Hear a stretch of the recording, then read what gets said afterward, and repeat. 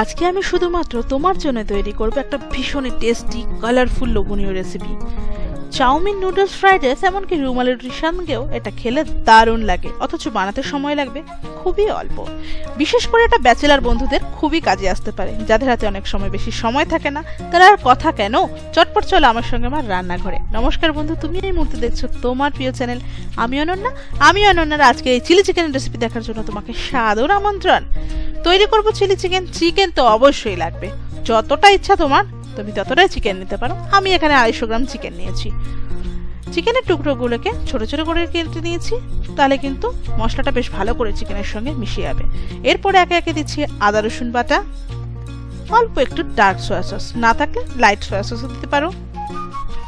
দিয়ে দিচ্ছি red chilli sauce. এবার দেবো ভিনিগার। হাতে যেহেতু বেশি সময় থাকে না, ঝটপট চিকেনটাকে সফট হতে হবে, তাই ভিনিগার অবশ্যই দিও, খুব তাড়াতাড়ি নরম হয়ে যাবে। না থাকলে পাতিলেবুর রসও দিতে পারো। দিয়ে দিলাম 1 চামচ কর্নফ্লাওয়ার, আর দিচ্ছি 1 চামচ ময়দা। কর্নফ্লাওয়ার এবং ময়দা খুবই কম পরিমাণে ব্যবহার করলাম। চাইলে কর্নফ্লাওয়ারের পরিমাণ বাড়াতে পারো, কিন্তু ময়দার পরিমাণ কিন্তু বাড়িও না, তাহলে চিকেনের বাইরের কোটিংটা হার্ড হয়ে যাবে। অল্প একটু দিয়ে দিলাম নুন। আগে থেকে একটা ডিম ফেটিয়ে রেখেছিলাম, সেই ফেটানো ডিমটাকে এর মধ্যে দিয়ে দিলাম।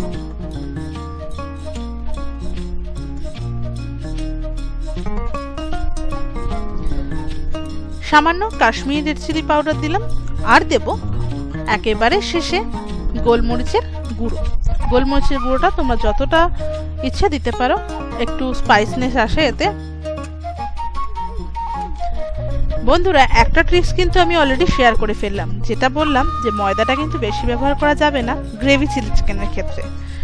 ভিডিওটা না কেটে শেষ পর্যন্ত দেখার অনুরোধ রইল। অবশ্যই দেব আরো বেশ কিছু টিপস। রেস্টুরেন্টের ফ্লেভারটা আমরা পাবো আমাদের খাবারটার মধ্যে, কিন্তু বানাবো সেটা বাড়িতে। তাহলে রেস্টুরেন্ট স্টাইলের চিলি চিকেন রেসিপিটা দেখতে থাকো আমার সঙ্গে।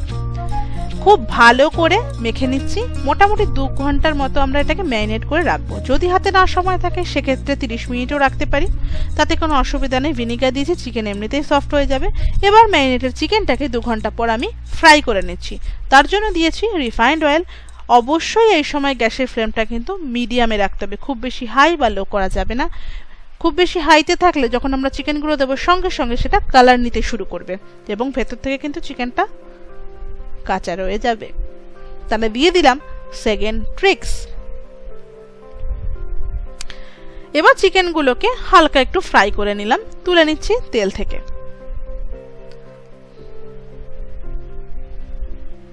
রেস্টুরেন্টে কিন্তু 2 বার চিকেনটাকে ফ্রাই করে, আমরা বাড়িতে যেহেতু বানাচ্ছি তাই আমি একবারই ফ্রাই করলাম। আগেই বলেছি হাতে তো সময় নেই, তখনই এই রেসিপিগুলো যেগুলো ঝটপট বানানো যায় সেগুলো আমরা ট্রাই করে থাকি। এবার তৈরি করে নেবো একটা সসের মিশ্রণ। তার জন্য 1 কাপ জলের মধ্যে দিলাম প্রথমে ভিনিগার,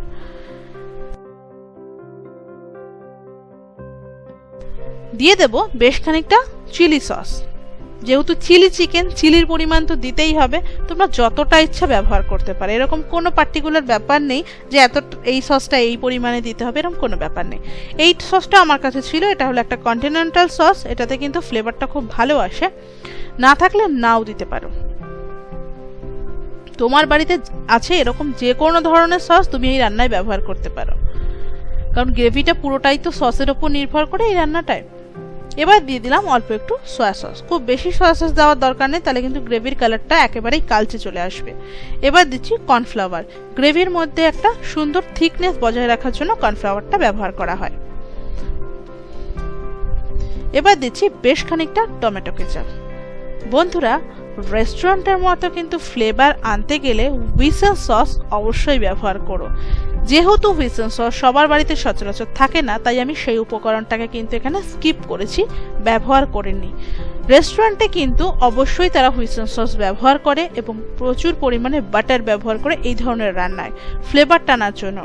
রেস্টুরেন্টের সিক্রেটটা তো তারা আমাদের সঙ্গে শেয়ার করে না, আমি চেষ্টা করছি কিছুটা হলেও তোমাদের সঙ্গে শেয়ার করার। অল্প একটু কাশ্মীরি রেড চিলি পাউডার দিলাম, এটা জাস্ট কালারের জন্য, না চাইলে নাও দিতে পারো।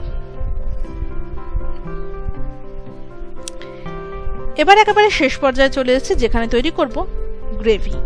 চিকেনের ভাজা তেলটাই আমি এর মধ্যে ব্যবহার করছি, কারণ এর মধ্যে চিকেনের একটা ফ্লেভার রয়েছে। 1 টেবিলস্পুন মতো আমি তেল দিলাম। তোমরা চাইলে তেলের পরিমাণ বাড়াতেও পারো। খুব ভালো করে তেলটা যখন গরম হবে, যখন তেল থেকে ধোঁয়া বেরোবে, সেই পর্যায়ে দিতে হবে রসুনের কুচি। হাই ফ্লেমে রাখবো কড়াটা, এবং যখন ধোঁয়া বেরোবে, আবারও বলছি, সেই পর্যায়ে দিতে হবে রসুন কুচি, তবেই কিন্তু ফ্লেভারটা আসবে। এবার দিচ্ছি একটা পেঁয়াজকে এইভাবে স্লাইস করে নিয়েছিলাম, দেখো ফুলের পাপড়ির মতো।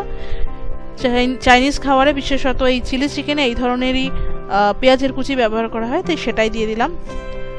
জাস্ট একটু হালকা সটে করে নেব। এর সঙ্গে দিচ্ছি হাফ ক্যাপসিকাম, এভাবে ছোট ছোট টুকরো করে নিয়েছিলাম। তোমরা চাইলে এখানে green bell pepper, red bell pepper, yellow bell পেপারও ব্যবহার করতে পারো। গ্রিন বেল পেপার তো আমি দিয়েই দিয়েছি। এবার দিলাম 1 চামচ মাখন। মাখন কিন্তু অবশ্যই দিতে হবে, নাহলে কিন্তু রেস্টুরেন্টের ফ্লেভার একেবারেই আমরা পাবো না। হুইসেল সসটা আমরা স্কিপ করতে পারি, বাট মাখন কিন্তু দিতেই হবে। এবার দিচ্ছি অল্প একটু নুন। এটা গ্রেভির পরিমাণ বুঝে দিচ্ছি, চিকেনে আমাদের কিন্তু নুন দেওয়াই রয়েছে, চিকেন যেটা ফ্রাই করেছি তার মধ্যে। হালকা নাড়াচাড়া করার পর দিয়ে দিলাম সসের মিশ্রণটা। এবার 3-4 মিনিট ভালো করে ফুটিয়ে নেব। 3-4 মিনিট পর আমি দিয়ে দেবো এর মধ্যে অল্প একটু গোলমরিচ গুঁড়ো।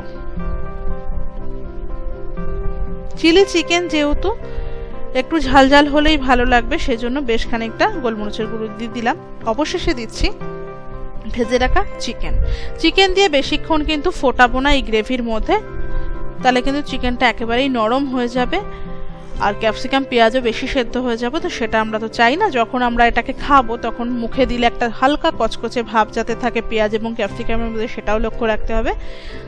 চিকেন দেওয়ার পর 3-4 মিনিট পর একেবারেই তৈরি হয়ে যাবে চিলি চিকেন। দেখো একদম তৈরি হয়ে গেছে শুধুমাত্র তোমার জন্য চিলি চিকেন। সার্ভ করে দিচ্ছি একটা প্লেটের মধ্যে। বন্ধু, এতটা সময় ধরে আমার সঙ্গে ভিডিওটা দেখার জন্য অসংখ্য অসংখ্য ধন্যবাদ জানাচ্ছি তোমাকে। আজকের এই সহজ রেসিপিটা যদি তোমার মনে কোনো একটু জায়গা করে নেয়, অবশ্যই একটা লাইক দিও। যদি না ভালো লাগে ডিসলাইকও দিতে পারো। আগামী দিনে নতুন নতুন রান্নার সহজভাবে বানানোর পদ্ধতির নোটিফিকেশন পাওয়ার জন্য অবশ্যই চ্যানেলটা সাবস্ক্রাইব করে নিও এবং পাশে থাকা বেল আইকনটিকে একবার ক্লিক করে দিও। ভালো থেকো, সুস্থ থেকো। আগামী দিনে দেখা হবে নতুন কোনো রেসিপির সঙ্গে। ধন্যবাদ।